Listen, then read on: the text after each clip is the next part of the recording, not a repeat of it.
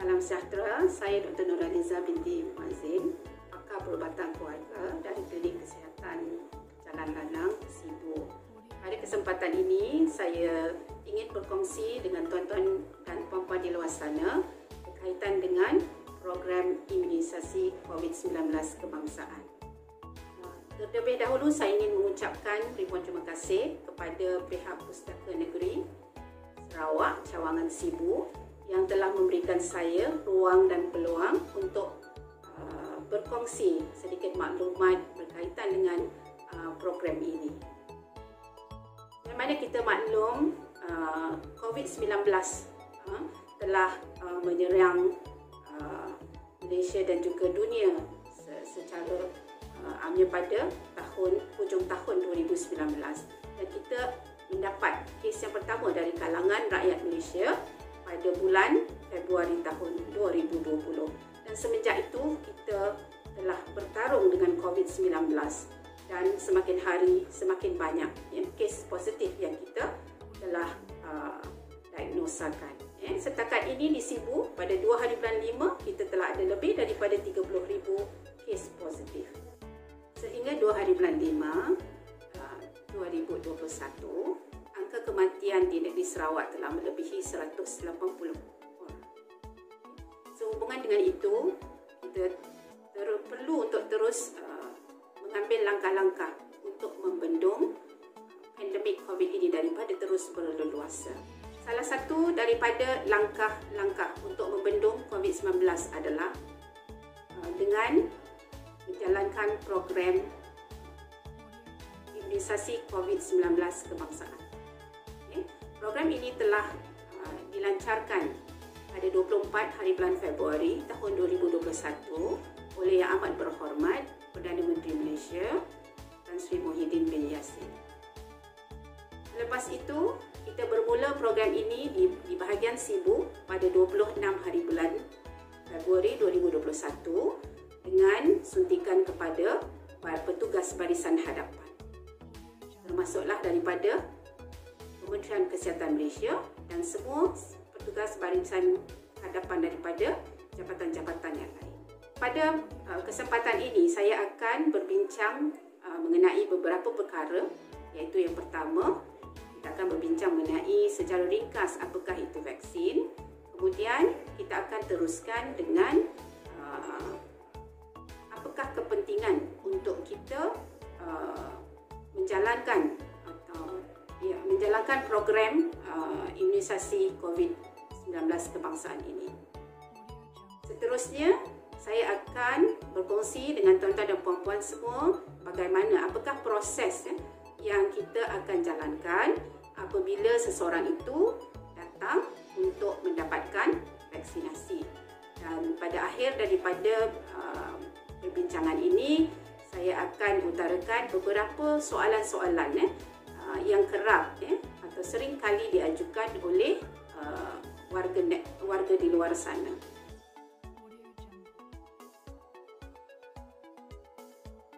Vaksin adalah dihasilkan daripada sebahagian ataupun keseluruhan struktur virus ataupun bakteria yang telah dimatikan atau dilemahkan atau daripada protein subunit daripada virus.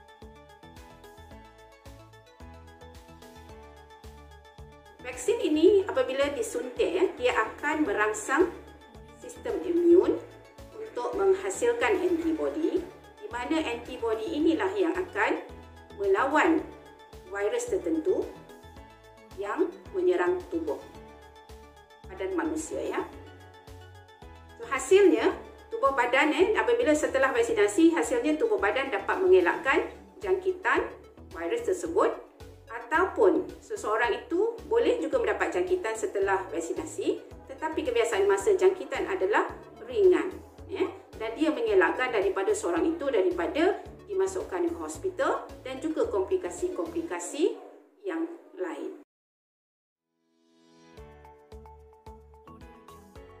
Yang pertama, sebab kita nak melindungi petugas barisan hadapan daripada jangkitan COVID-19. Sebab jangkitan COVID-19 kalau berluasa dan menjangkiti petugas kesihatan, ini akan menyebabkan sistem kesihatan di negara kita akan lumpuh dan kita tak dapat lagi nak merawat pesakit-pesakit yang dijangkiti COVID-19.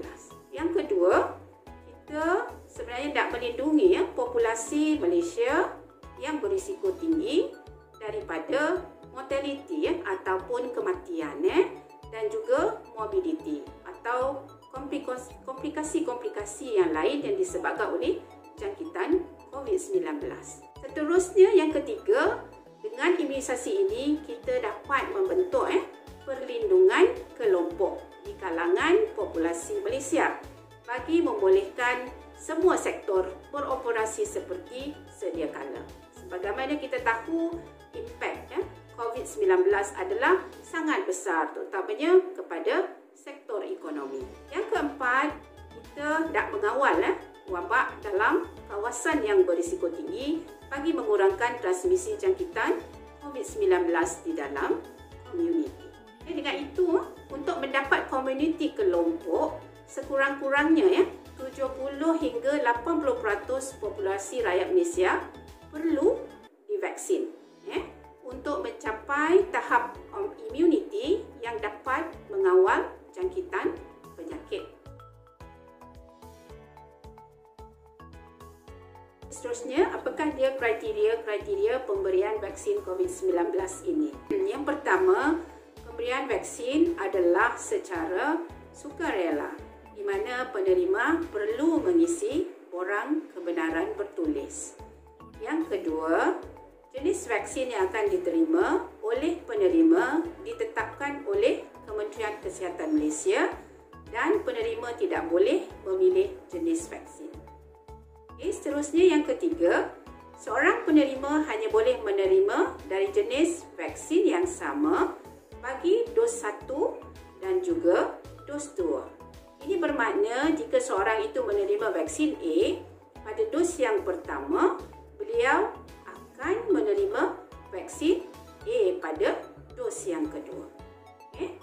Yang keempat, sebanyak 2 dos diberikan dengan jarak antara 21 ke 28 hari bergantung kepada jenis vaksin. Ini adalah untuk vaksin yang sedia ada di Sarawak pada ketika ini dan kemungkinan pada masa hadapan jarak itu akan berubah mengikut bekalan vaksin yang kita perolehi.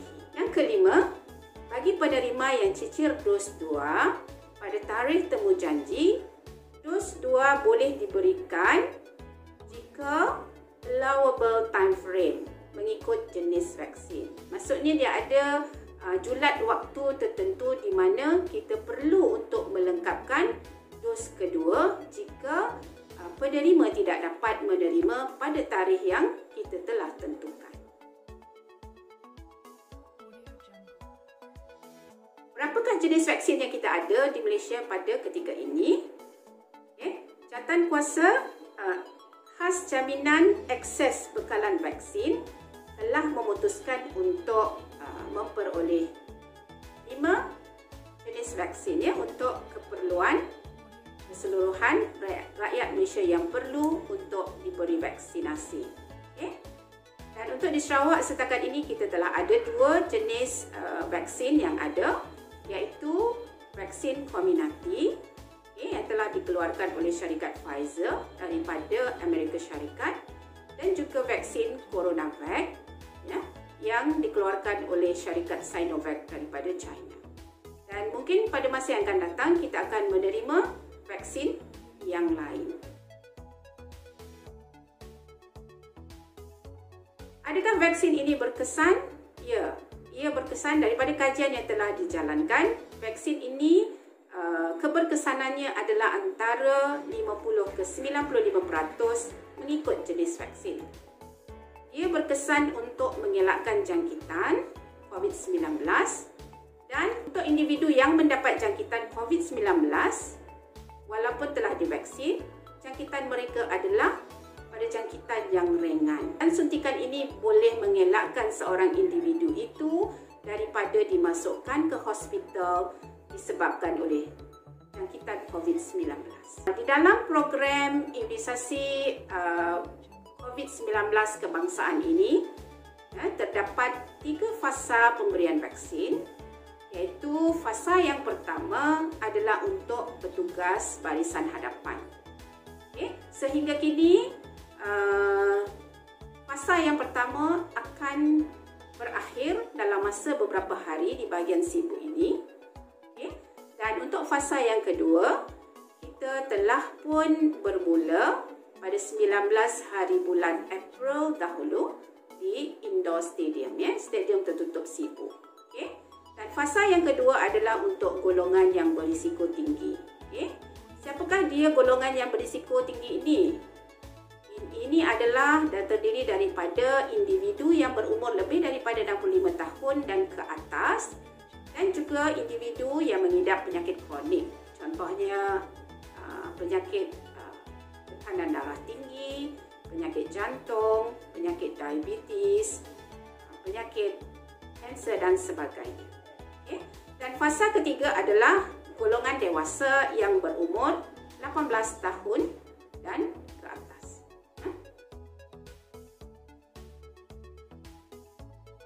Kita boleh mendapat suntikan ini di pusat pemberian vaksin.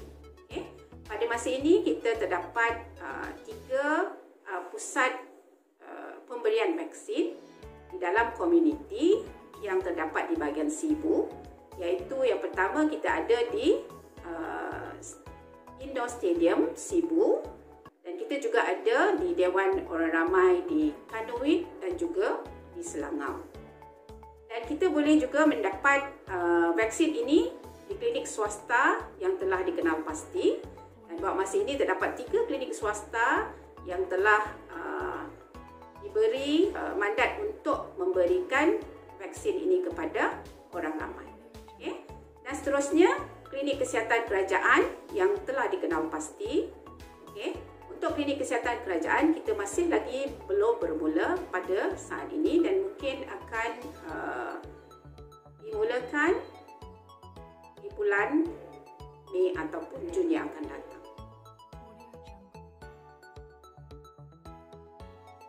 Di mana kita boleh mendaftar?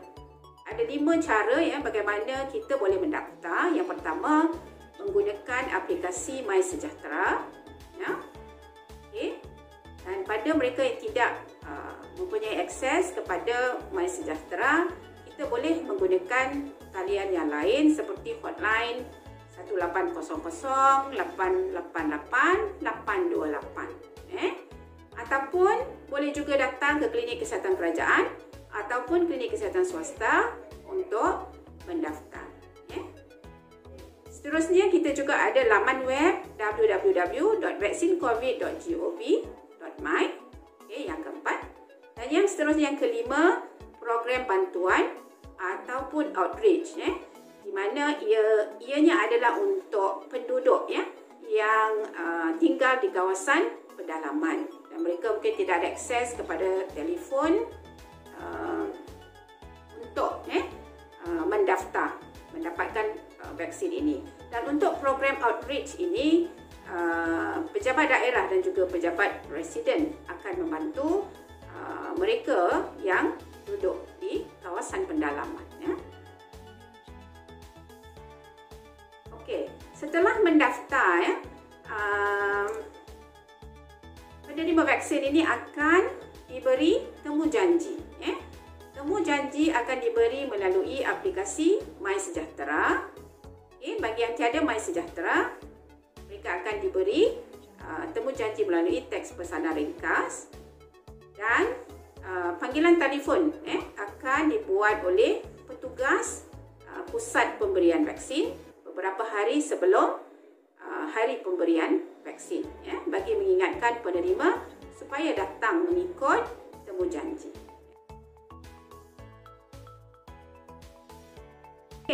Jika anda telah diberi notifikasi ataupun diberi tawaran untuk mendapatkan vaksin COVID-19 ini, apa yang perlu anda buat sebelum anda datang ke pusat pemberian vaksin? Yang pertama, jika anda adalah seorang pengidap penyakit kronik, sila pastikan makan ubat seperti sedia kala. Jika anda diberi temujanji pada sesi pagi, makan sarapan dulu. Jika tengah hari, makan tengah hari dulu sebelum datang untuk mendapatkan suntikan. Jangan lupa bawa bersama kad pengenalan, itu sangat penting. Yang kedua, telefon bimbit yang digunakan untuk pendaftaran MySejahtera. Seterusnya, jika ada slip pra penilaian vaksinasi, sila bawa bersama. Ada juga sesetengah pesakit yang mendapat rawatan di hospital, di klinik pakar. Mereka akan diberikan slip penilaian vaksinasi, di mana dia akan memendekkan, akan mencepatkan proses pemberian vaksinasi.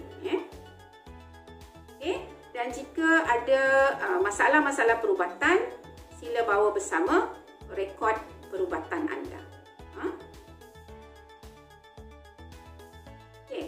Apabila sampai di pusat pemberian vaksin, apakah proses yang akan anda lalui? Yang pertama adalah saringan suhu dan gejala jangkitan. Jika seorang itu didapati suhu adalah tinggi melebihi 37.5 darjah Celsius, dan mereka tidak akan diberi suntikan pada hari tersebut. Mereka akan diperiksa, dinilai oleh pegawai perubatan yang bertugas. Dan jika ada risiko untuk dijangkiti COVID-19 pada ketika itu, mereka mungkin akan diarahkan untuk membuat saringan COVID-19. Yang kedua, penerima akan pergi ke kaunter semakan nama dengan senarai MySejahtera.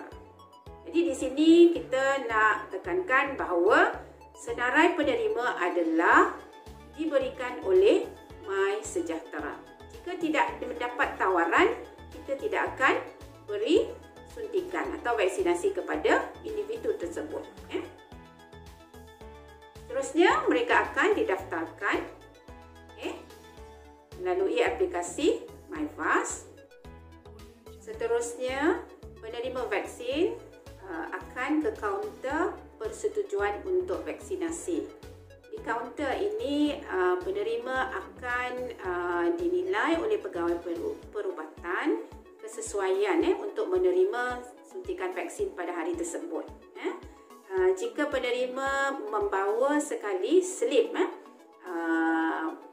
penilaian vaksinasi, pra penilaian vaksinasi, itu akan memudahkan lagi proses vaksinasi. Dia tidak perlu, pegawai perubatan tidak perlu lagi untuk mendapatkan maklumat mengenai masalah perubatan penerima.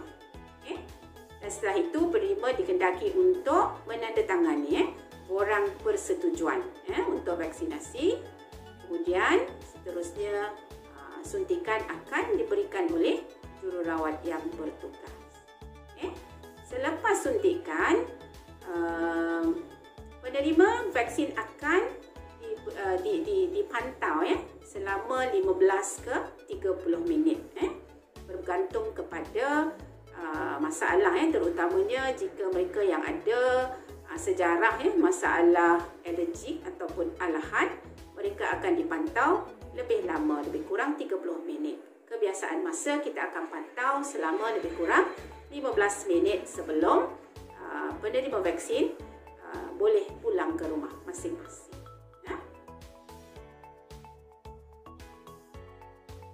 Selepas menerima vaksin, seperti mana vaksin-vaksin yang lain, vaksin COVID-19 juga boleh menyebabkan kesan sampingan kepada penerima vaksin. Apakah kesan sampingan yang boleh berlaku jika anda disuntik vaksin COVID-19? Paling kerap berlaku adalah sakit di tempat suntikan. Boleh dikatakan kebanyakan daripada penerima akan mengalami sakit di tempat suntikan. Tapi sakit itu kebiasaannya tidak perlu pun untuk mengambil ubat penahan sakit, dan dia akan secara sendiri selepas beberapa hari. Biasanya hari yang kedua dah tak ada dah sakit. Paling lama pun 2-3 hari. Okay. Selain daripada itu, penerima juga boleh mendapat letih lesu. Ada yang mengadu rasa macam nak tidur, mengantuk sepanjang hari. Ada yang mengalami sakit kepala, ada yang teruk, ada yang sedikit. Ada yang demam, ada yang terasa badan terasa seram sejuk panas, dan juga sakit badan. Bergantung kepada individu yang menerima. Dan itu sebenarnya adalah tanda reaksi badan terhadap vaksin yang telah diterima. Proses untuk badan menghasilkan antibodi. Dan biasanya dia akan bersifat sementara. Ada juga penerima yang akan mengalami rasa loya, sukar untuk tidur, atau mungkin ada yang bengkak kelenjar sama ada di ketiak ataupun di leher. Ada juga yang mengalami gejala seperti kita kata batuk demam sesama yang biasa. Dia mungkin ada sesama sedikit dan ada sakit tekak. Ada juga yang ada pening kepala. Dan semua kesan sampingan ni adalah ringan. Kebanyakan masa dia adalah ringan. Memang vaksin ini boleh menyebabkan kesan sampingan yang teruk, tetapi kejadian dia adalah sangat sedikit. Kesan sampingan yang saya katakan tadi sebenarnya boleh dirawat di rumah dengan mungkin boleh ambil paracetamol, bekalan paracetamol yang ada di rumah. Pada kebiasaan masa dia akan hilang. Tetapi jika sekiranya mengalami kesan sampingan yang semakin teruk, so anda semua ada dinasihatkan untuk datang ke klinik ataupun ke hospital yang berdekatan untuk mendapatkan penilaian dan juga perawatan lanjut. Dan bagi individu yang mempunyai aplikasi MySejahtera, sebenarnya di sana selepas suntikan anda semua perlu untuk melaporkan sebarang kesan sampingan yang dialami melalui aplikasi MySejahtera. Ini adalah sangat penting sebab kita nak mengetahui sejauh mana kesan sampingan ini yang dihadapi oleh masyarakat Malaysia. Sebab kajian yang sebelum ini yang kita dapati adalah daripada kajian yang dibuat di negara-negara lain. Kita belum ada lagi data-data daripada Malaysia, penerima vaksin di Malaysia. Dengan itu, saya memang menggalakkan untuk tuan-tuan dan puan-puan mengisi atau menjawab soalan atau memberikan maklumat mengenai kesan sampingan tu di dalam aplikasi MySejahtera. Okey, so habis dah proses pemberian vaksin oleh penerima vaksin COVID-19. Okey, selepas vaksinasi, boleh ke penerima vaksin ataupun kita yang telah diberi vaksinasi ini tidak lagi mengamalkan SOP? Bolehkah? Tentunya tidak. Kita perlu untuk kekal patuhi SOP. Elakkan 3S, itu tempat yang sesak, tempat yang sempit, dan juga elakkan daripada sembang secara dekat. Kita perlu sentiasa amalkan menggunakan pelitup muka setiap waktu, membasuh tangan dan juga penjarakan fizikal. Bagi individu yang telah diberi suntikan, sebenarnya tubuh akan menghasilkan antibodi selepas 1 ke 2 minggu suntikan diberi. Dan seterusnya dos 2 akan meningkatkan lagi paras antibodi di dalam tubuh. Selepas 2 minggu, penerima telah melengkapkan suntikan kedua vaksin. Tubuh badan kebiasaannya telah menghasilkan antibodi yang diperlukan.